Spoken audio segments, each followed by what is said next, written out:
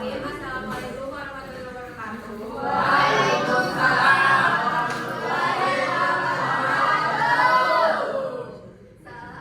Salam sejahtera, swastiastu, nama budaya, dan salam kebajikan.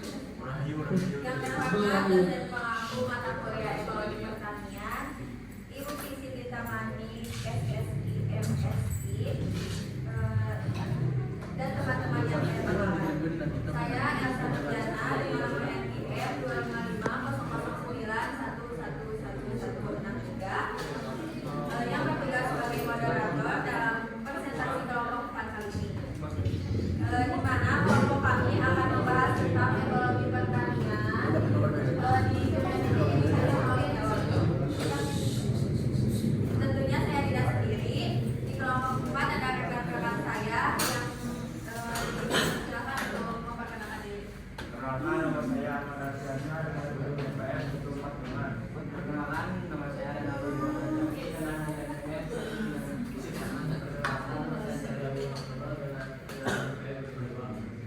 Perkenalkan, saya Hanya Firmansyah dengan nomor NPM 713. Perkenalkan, nama saya Salma Putri Syabila dengan ujung MPM 1. Perkenalkan, nama saya Purwandi dengan ujung MPM.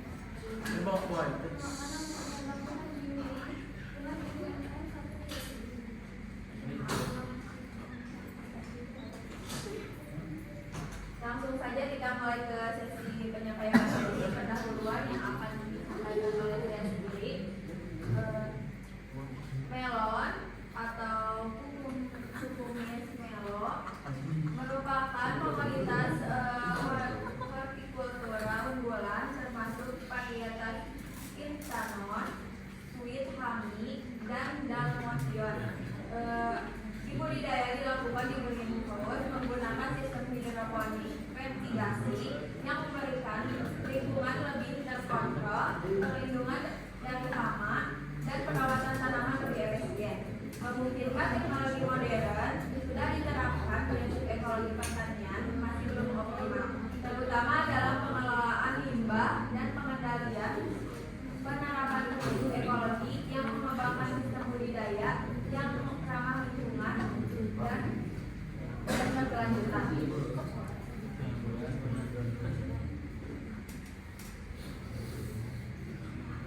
Selanjutnya materi prinsip ekologi dan praktik yang pertama dan kedua yang akan disampaikan oleh Tantihan. Kepadanya dipersilakan.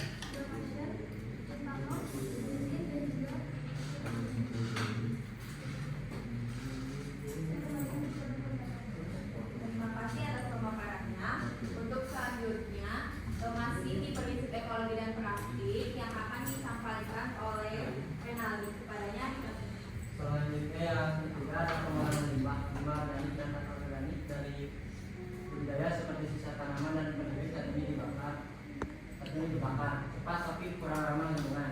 Secara ekologi, limbah sebaiknya dikomposkan atau dimanfaatkan kembali. Namun sistem ini belum diterapkan di greenhouse. Untuk yang terakhir adalah pengendalian hayati dilakukan secara preventif dengan bahan kimia tanpa mengendali fungisida disemprot setiap 3 hari, sedangkan marasiala dikontrol seminggu sekali. Jadi sama dan penyakit berbeda sesuai cuaca dan pasokan. Terima kasih atas pemaparannya.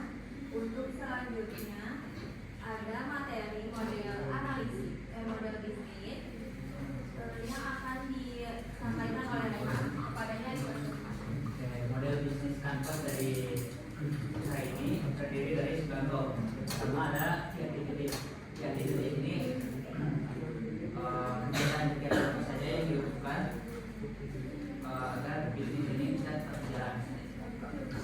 Ini kegiatan pertanian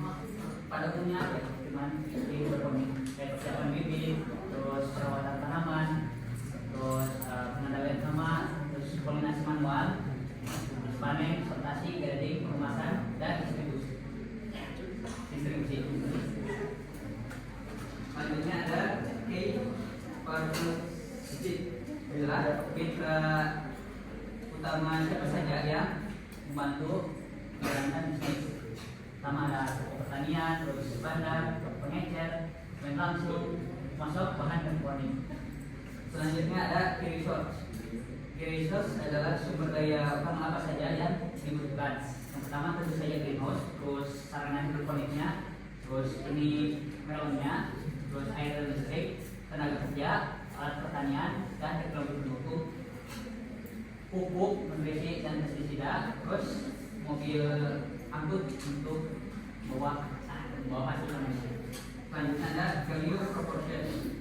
Value proportion adalah nilai atau solusi yang ditawarkan kepada pelanggan.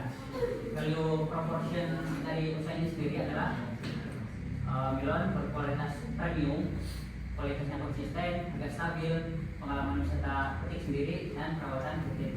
Selanjutnya ada customer relationship, adalah jenis hubungan apa saja yang dibangun dengan pelanggan. Antara lain hubungan langsung dengan dan informasi dengan bandar, terus pelayanan langsung ke konsumen melalui wisata petik, terus konsumen langsung tanpa perantara, dan kualitas.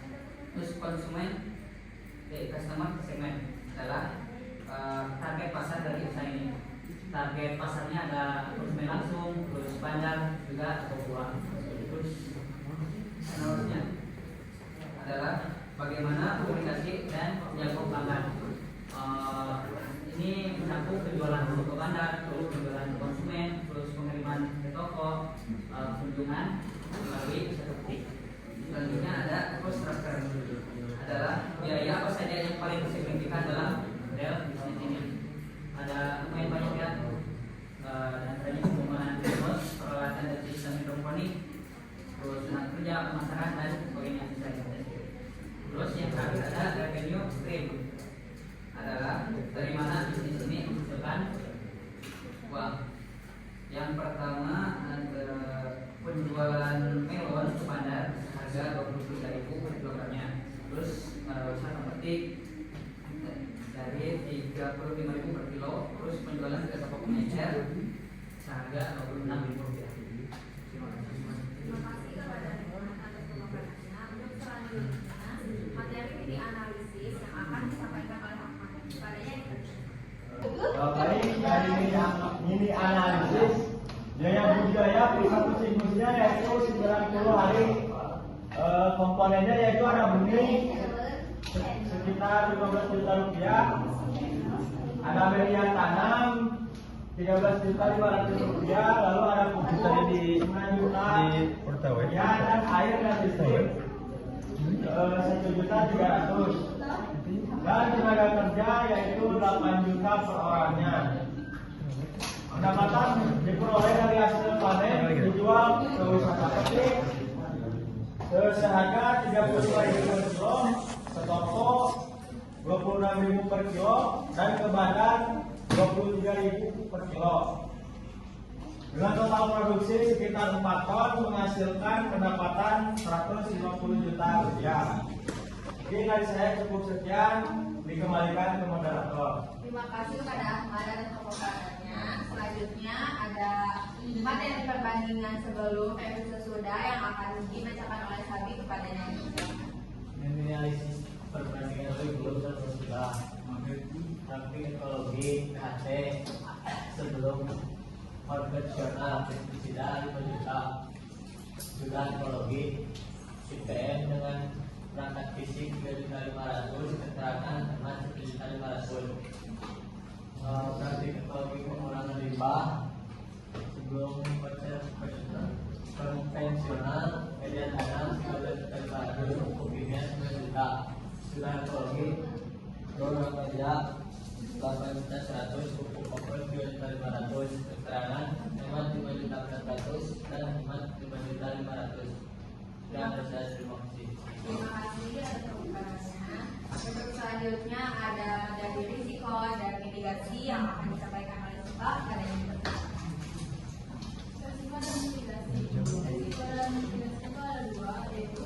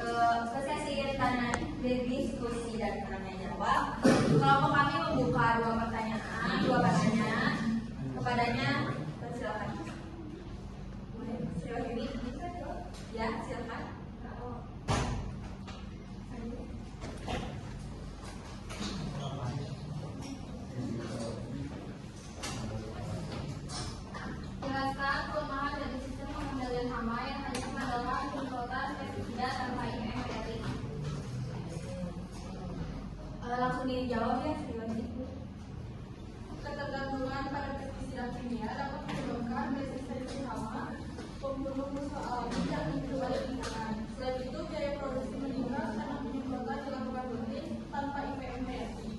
Ekosistem greenhouse menjadi tidak seimbang dan rentan terhadap beragam organisme hidup. Gimana istilah ini?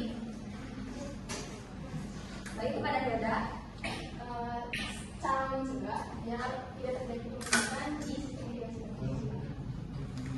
Oke, jadi solusi utamanya dengan membersihkan trigger, melakukan cleaning supaya kotoran keluar dan rutin membersihkan filter serta tangki nutrisi agar endapan tidak menumpuk ke output. Terima kasih yang sudah bertanya dan sudah memberikan jawabannya. Langsung saja ke sesi kesimpulan yang akan disampaikan oleh Salma kepadanya. Jadi buat kesimpulannya, budidaya melon di greenhouse menunjukkan bahwa penerapan prinsip ekologi baru dilakukan sebagian, terutama pada efisiensi penggunaan air dan pengendalian hama melalui POT, sedangkan pengelolaan limbah masih belum optimal dan prinsip untuk tanah tidak diterapkan karena menggunakan polybag analisis ekonomi sederhana memperlihatkan biaya utama terdiri dari benih, media tanam, pupuk, air, listrik, dan tenaga kerja. Dengan total pendapatan sekitar 120 juta per siklus. Resiko ulang yang dihadapi adalah cuaca ekstrim dan serangan hama ataupun jamur yang dapat menurunkan produksi dari target 6 ton menjadi 4 ton, dan mitigasi yang dilakukan petani adalah penyeprotan bahan kimia sesuai dosis. Dengan demikian, penerapan prinsip ekologi perlu ditingkatkan agar budidaya melon lebih berkelanjutan dan ramah lingkungan. Sekian dari saya. Terima kasih bersama teman-temannya. Saya Elsa Renjana, selaku moderator pamit undur diri. Mohon maaf apabila ada kesalahan kata atau yang kurang berkenan. Kami dari kelompok 4 mengucapkan terima kasih. Wassalamualaikum